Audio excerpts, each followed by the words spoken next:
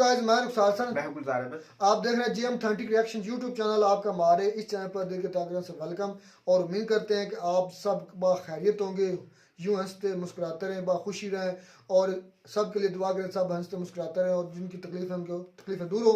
तो आज चलते हैं जी वीडियो। जनाब कोई अफगान ऑफिशियल है, उसने एक स्टेटमेंट मेरे ख्याल में दिया, जिस तरह एक टॉपिक है उसके लिहाज से, टाइटल के लिहाज से, कि पाकिस्तान की जो आर्मी है या फौज है वो USA की मदद से पाकिस्तान में सब कुछ कर सकती है। डज एवरीथिंग, डू एवरीथिंग, हर चीज़ कर सकती है। देखते हैं भी क्या है वीडियो, फिर देता है अपना रिएक्शन।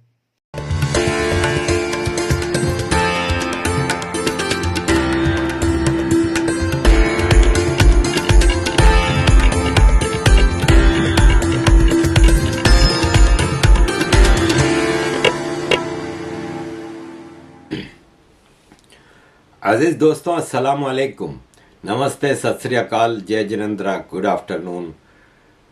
अजीज दोस्तों, पाकिस्तान के हवाले से पाकिस्तान की आर्मी की जो दुर्गत बनी हुई है उसके बारे में कुछ बातें करनी थी।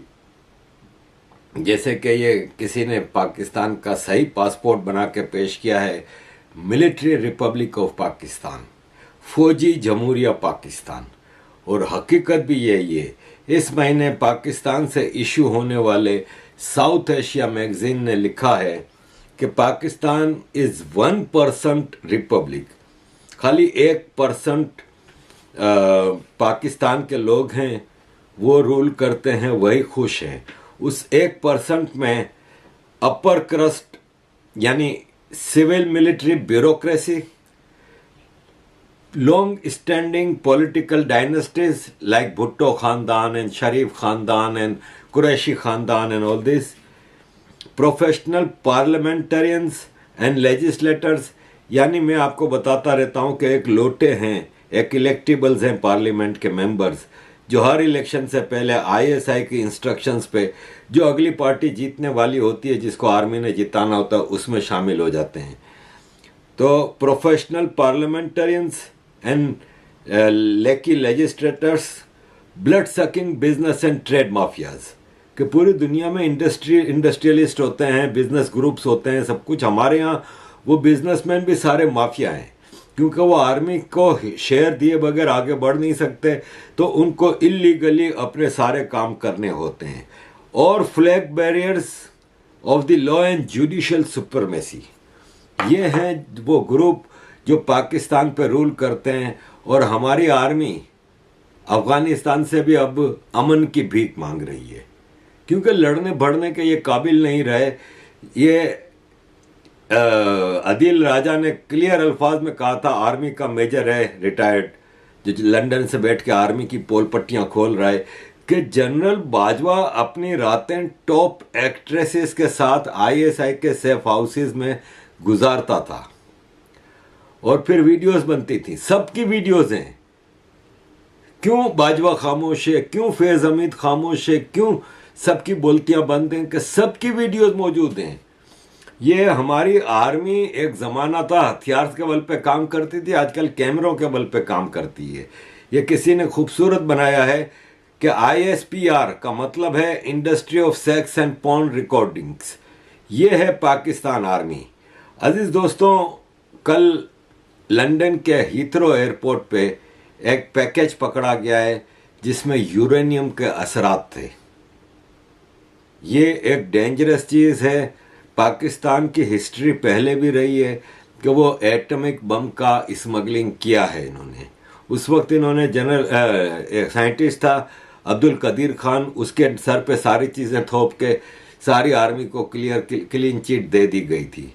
देखें, ये हमारी आर्मी है, वो अमेरिका की एजेंट है और अमेरिका का फ़र्ज़ है कि इस आर्मी को बचाए हर जगह पे, और अमेरिका इसको हर जगह बचाता है। मेरे पास एक वीडियो है, मुझे शक है कि ये कॉपीराइट का मसला आएगा, लेकिन मैं आपको इसकी डिटेल बताता हूँ और फिर वीडियो भी लगाऊंगा। अगर कॉपीराइट का मसला आया तो उसको हटा दूंगा। ये अमेरिका के 1971 की वार के हवाले से उसने डिटेल बताई है कि पाकिस्तान की आर्मी ढाका बांग्लादेश में जेनोसाइड कर रही थी, और वो जेनोसाइड अमेरिकी हथियारों के जरिए कर रही थी, बाकायदा बॉम्बार्डमेंट करती थी सिविलियन एरियाज पे। ढाका यूनिवर्सिटी में घुस के स्टूडेंट्स और प्रोफेसर्स का कत्लेआम किया। इसके अलावा उसने पूरी डिटेल बताई गई है कि किस तरह बंगालियों को मारा गया, और उस वक्त निक्सन से, अमेरिका के प्रेसिडेंट रिचर्ड निक्सन से, या अमेरिका के foreign secretary of state Henry Kissinger से पूछा जाता था, तो वो कहते थे नहीं, हम पाकिस्तान आर्मी को गंदा नहीं होने देंगे। और उस वीडियो में वो डिटेल में बताती है कि किस तरह अमेरिकी प्रेसिडेंट ने अपनी किताब में भी भारतीयों से नफरत का खुल्लम खुल्ला इजहार किया। उसने कहा कि रिचर्ड निक्सन कहता है कि भारत के लोग मुझे बिल्कुल नहीं पसंद, और वीमेन खास तौर पर उसने कहा कि दुनिया में सबसे बदसूरत औरतें जो है ना, वो इंडियन औरतें हैं। ये sexless, nothing, the most sexless people हैं ये। आई मीन पीपल से व्हाट अबाउट ब्लैक अफ्रीका, के ब्लैक अफ्रीका के बारे में भी लोग कहते हैं, लेकिन गॉड, दोज इंडियन एक पैथेटिक उच्च, ये इसके अल्फाज हैं। उसको पूछा गया कि पाकिस्तान की आर्मी बंगाल में, ईस्ट पाकिस्तान में जेनोसाइड कर रही है और उसमें अमेरिकी हथियार इस्तेमाल कर रहे हैं, तो उसने कहा कि हम इंडिया की मदद नहीं करना चाह रहे, हम पाकिस्तान को इसलिए स्ट्रांग करते हैं ताकि इंडिया की मदद ना हो। जो इंडिया को जरूरत है ना इस वक्त, वो एक भूकंप की जरूरत है, एक कहत की जरूरत है, जहां पे खाने का इनके पास लोग ना हो और ये मरा जाएं भूख से। ये रिचर्ड निक्सन और हेनरी किसिंगर के ख्यालात थे उस वक्त के अमेरिका के। आज भारत रशिया के साथ खड़ा है, इसके पीछे ये मैं तो हैरान हूं कि 2004 में जब मैं भारत आया था अल्ताफ भाई के साथ हिंदुस्तान टाइम्स की एनुअल समिट अटेंड करने के लिए, तो उसका एक गेस्ट स्पीकर हेनरी किसिंगर था। मैं हैरान हूं कि आपने हेनरी किसिंगर को आने भी कैसे दिया, जिसकी ये सोच थी। और ये हमेशा से अमेरिका की सरकार का हथियार रहा है कि पाकिस्तान आर्मी को हर मामले से बचाया जाए। आज जो बलूचिस्तान में, केपीके में, सिंध में, पीओके में, गिलगित बल्तिस्तान में पाकिस्तान आर्मी कत्लेआम कर रही है, वो अमेरिकी हथियारों पे, अमेरिकी पैसे की मदद से कर रही है। पाकिस्तान में इंसानियत का जितना भी कत्लेआम आज भी हुआ है और पीछे भी होता रहा है, उसके पीछे डायरेक्टली अमेरिका का हाथ है, कोई दो राय नहीं है। आप एक इंटरनेशनल कमीशन बनाएं, वो सारी चीज़ों की इंक्वायरी करे, ये पाकिस्तान आर्मी की हमेशा मदद किसने की है, पाकिस्तान आर्मी को पैसा किसने दिया है, हथियार किसने दिए हैं, टेक्नोलॉजी किसने दी है, ये अमेरिका है। ये अमेरिका है जो पाकिस्तान की आर्मी को हर जगह से बच बचा के लेके निकलता है। अब आप ये है कि वरना आर्मी हमारी किस काम की है। अभी इन्होंने पूरे केपीके में से 14 मौलवियों को जमा करके एक फतवा निकाला है, और फतवे में उन मौलवियों ने कहा है कि टेररिज्म हराम है, और 14 पेज का फतवा है, 16 मौलवियों ने उस पर साइन किया है, और उसमें केपीके के चीफ खतीब मौलाना तैयब कुरैशी का भी सिग्नेचर है। इसके अलावा बाकी सारे नाम दिए हुए, लिस्ट अब मैं आपको क्या नाम बताऊं। ये सब ने फतवा दिया है कि टेररिज्म, पाकिस्तान आर्मी के खिलाफ टेररिज्म करना, हमले करना हराम है। कभी इन मौलवियों ने यह फतवा दिया है कि पाकिस्तान आर्मी का भी अपने मुसलमान और पाकिस्तानी भाइयों, जो कि बलोच हैं, पख्तून हैं, सिंधी हैं, मुहाजिर हैं, कश्मीरी हैं, गिलगिती हैं, बल्ती हैं, हज़ारवी हैं, इन सब का कत्लेआम करना हराम है? कभी इन्होंने ये फतवा दिया? ये नहीं दे सकते, इसलिए कि पाकिस्तान में हर दौर में मुल्ला मिलिट्री अलायंस रूल करता रहा है।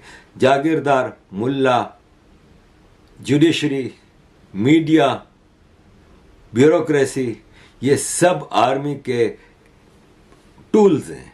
जिनके ज़रिए आर्मी इस मुल्क पे हमले करती रही है। अफ़गानिस्तान में क्या हो रहा है कि पाकिस्तान ने अफ़गान तालिबान को NCS की मीटिंग में, नेशनल सिक्योरिटी काउंसिल की मीटिंग में, NSC की मीटिंग में ये कहा कि अफ़गानिस्तान की ज़मीन यूज़ हो रही है पाकिस्तान के ख़िलाफ़, जिसके जवाब में अफ़गान तालिबान स्पोक्स पर्सन ने कहा कि हमारी हुकूमत बिल्कुल ऐसा कुछ नहीं कर रही और ऐसी कोई चीज़ नहीं हो रही कि जिससे कि आप ये कह सको कि अफ़गानिस्तान से पाकिस्तान पे हमले हो रहे हैं। मुल्ला ज़बीउल्लाह मुजाहिद स्पोक्स पर्सन तालिबान गवर्नमेंट ने साफ अल्फाज में कहा कि पाकिस्तान इस तरह की बातें ना करे जिससे कि अफ़गानिस्तान से आपके ताल्लुकात मज़ीद ख़राब हों, यानी ख़राब हैं ऑलरेडी। वीडियो में जो आरिफ जाकिया साहब ने इंकशाफात किए हैं ना, बड़े दिल दहला देने वाले थे। जो उन्होंने ISPR का मुखफ़फ़ जिस तरह बनाया गया है सोशल मीडिया पर वो दिखाया, और जो आदर राजा ने इंकशाफात किए हैं वो तो पूरी दुनिया के सामने। मैं एक बात करता हूँ, आरिफ जाकिया साहब ने जो पासपोर्ट शुरुआत में दिखाया गया है उसमें लिखा है मिलिट्री रिपब्लिक ऑफ पाकिस्तान। ये क्या फेक है? क्या ये ठीक वो है? तो उन्होंने अपने पास लिखा ना, किसी ने तो बनाया है ना। असल में है ना पाकिस्तान का नाम है ना इस्लामी जमहूरिया पाकिस्तान। इस्लामी जमहूरिया पाकिस्तान तो इसमें रिपब्लिक मेरा भी पासपोर्ट बना हुआ है, उस पर भी इस्लामी जमहूरिया लिखा है। ये तो किसी ने बनाया होगा ना। अच्छा वो बात मसला वो असल में ये कहना चाह रहे हैं कि पाकिस्तान में ना कोई इस्लाम का राज है, ना कोई इस्लाम का कोई नाफिजुल अमल है, ना ही कोई अपना रिपब्लिक का कोई अमल दखल है। सारा होल्ड जो है अगर इस्लामी लिहाज से देखा जाए तो जिसके खिलाफ मर्जी आपने फतवा लगाना हो तो आप अपने मुल्लाओं को उन्होंने रखा हुआ है, अच्छा उससे फतवा लगवा लेते हैं। उन्होंने कितने 11 मौलवी के कितने इकट्ठे किए, तो उन्होंने बोला है भाई हमारी 14 मौलवी को इकट्ठा करके भाई उन्होंने बोला है कि हमें भंग पे जो पाक फौज पर हमला करेगा वो भाई हराम होता है। टेररिज्म जो है पाकिस्तान में जो टेररिज्म है। अच्छा आप कश्मीर में जो भेजते हैं हमारे यहाँ उलमा भेजते हैं जो जहाद के नाम पर, क्या वो टेररिस्ट नहीं है? ये तो जो भेजते हैं उनको बेहतर पता हो कि वो किस लिहाज से भेजते हैं, किस नीयत से भेजते हैं। लेकिन इतना ज़रूर है कि अगर दूसरी की अपनी जान की कीमत है ना तो फिर दूसरों की जान की कीमत भी कीमत होनी चाहिए, समझ आई। अगर आप अपने लिए जो एहसास रखते हैं ना कि हम सुख से रहें, चैन से रहें, हमारे बच्चे महफूज रहें, हमारे बच्चों पर कोई आंच ना आए, हमारी औलादें हमारी नस्लें ठीक ठाक रहें, तो आप दूसरों की नस्लों, दूसरे के बच्चों, दूसरों की जो सुख चैन का भी ख्याल रखें। बात सिर्फ इतनी सी है। अगर आप दूसरों के लिए कुछ और सोचते हैं तो आप अपने लिए किस तरह बेहतर समझ सकते। अगर आप दूसरों के लिए गड्ढा खोदते हैं तो आप उसमें खुद ही गिरेंगे।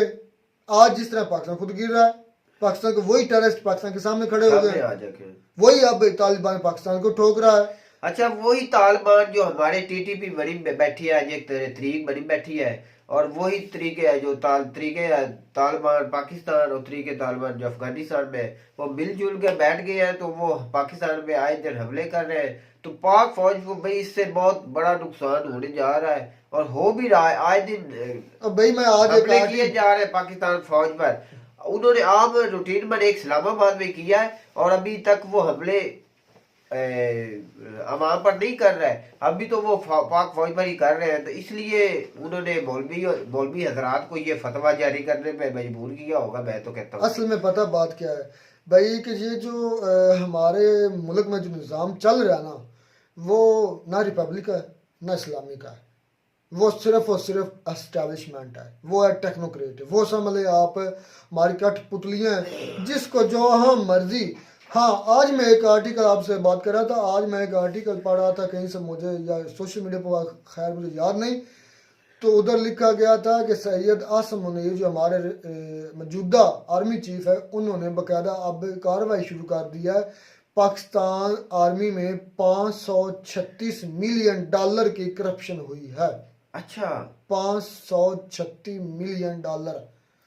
खुदाया ये आपकी बात सच हो, और इसको भाई ये मैं तो कहता हूँ एक हाफिज कुरान है, उसने इंकशाफ लगाया है कि ये करप्शन हुई है। हाँ जी, उसने ये कहा है कि ये आदर राजा का ट्वीट था, मेरे ख्याल में किसी लोगों ने कहा, और जो अफगानिस्तान पाकिस्तान के दरमियान ड्यूरी लाइन है ना, जिस पर जो बॉर्डर लगा के फेंसिंग की गई है, उसमें जो बाजवा के अपने फैमिली मेंबर थे वो शामिल थे, और घटिया किस्म का जो सामान पहुंचाया गया था उधर लगाया गया था, और उसमें करप्शन करके कम से कम $536 मिलियन खाए गए, गपन किए गए।